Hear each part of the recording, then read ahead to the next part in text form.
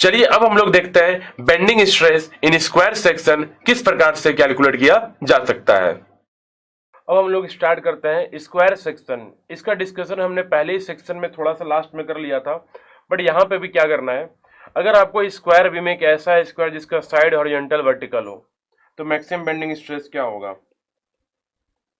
then sigma bmax is equal to m by zna and zna is a cube by 6, then formula will be, अगर जो दूसरा square है जिसका zna a cube by 6 root 2 है तो इस beam के लिए मैक्सिमम बेंडिंग स्ट्रेस क्या हो जाएगा। तो इन दोनों का अपना अपना बेंडिंग स्ट्रेस का फॉर्मूला मींस m पता है, साइड पता है, वैल्यू पुट करें और बेंडिंग स्ट्रेस का फॉर्मूला हम कैलकुलेट कर सकते हैं। अगर आपको m पता नहीं है, आपको दे रखा है radius of curvature means beam bend होने के बाद उसका रेडियस ऑफ कर्वेचर कैसा है, रेडियस ऑफ कर्वेचर कितना है, उसका न्यूट्रल सरफेस से उसके सेंटर ऑफ कर्वेचर से कितना डिस्टेंस है, तो ऐसे टर्म में दोनों का फॉर्मूला जनरलाइज हो जाएगा and that generalised formula will be sigma b max is equal to e y max upon are.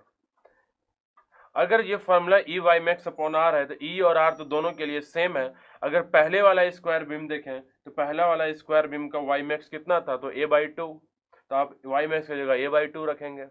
और अगर ये दूसरा वाला जो स्क्वायर है जिसका डायगोनल हॉरिजॉन्टल वर्टिकल है, इसका याद होगा कि वाई मैक्स कितना था, ए बाई रूट टू, तो इसके फॉर्मूला में e into a by root two divided by r रखेंगे, तो ये स्क्वायर सेक्शन का बेंडिंग स्ट्रेस का फॉर्मूला मिल जाएगा।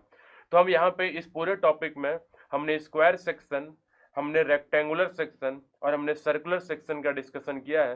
तो अगर यहीं पे इन तीनों का हम बेंडिंग स्ट्रेस डिस्ट्रीब्यूशन आपको शो करें तो what will be the bending stress distribution, means वो रेक्टेंगुलर बीम हो या स्क्वायर बीम हो, स्क्वायर बीम वो डायगोनल हॉरिजॉन्टल वाला हो या साइड हॉरिजॉन्टल वाला हो या सर्कुलर सॉलिड हो या सर्कुलर हॉलो हो, मींस वो सारे बीम्स जो अपने न्यूट्रल एक्सिस के अबाउट सिमेट्रिक हैं, मींस जो न्यूट्रल एक्सिस के ऊपर और जिनका न्यूट्रल एक्सिस के नीचे का डिस्टेंस सेम है, उन सारे सेक्शंस का बेंडिंग स्ट्रेस डिस्ट्रीब्यूशन एक ही प्रकार का बनता है।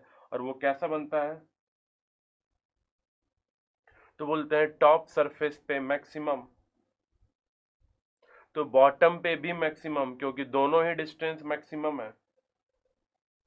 तो बोला न्यूट्रल पे zero, means let this is the neutral axis, तो न्यूट्रल एक्सिस पे bending stress will be zero, और टॉप से लेके बॉटम तक न्यूट्रल एक्सिस पे जीरो तक variation is linear. Then this is the distribution of the bending stress distribution diagram in the different sections of the beam. तो अभी वो section जिनका न्यूट्रल एक्सिस क्या होता है, सिमेट्रिक है टॉप और बॉटम के about.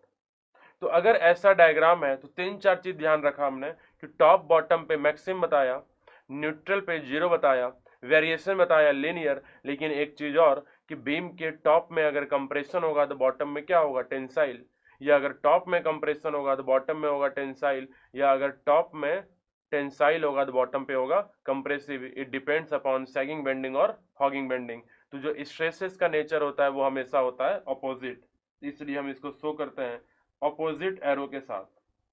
Opposite arrow represents that nature of the stresses are opposite in nature. Clear है, तो हम बोल सकते हैं क्योंकि y max of top is equal to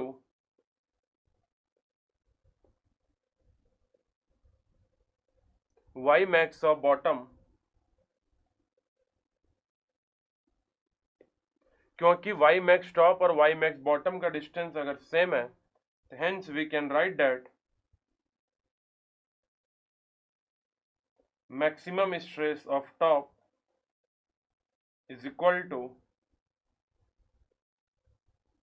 maximum stress of bottom।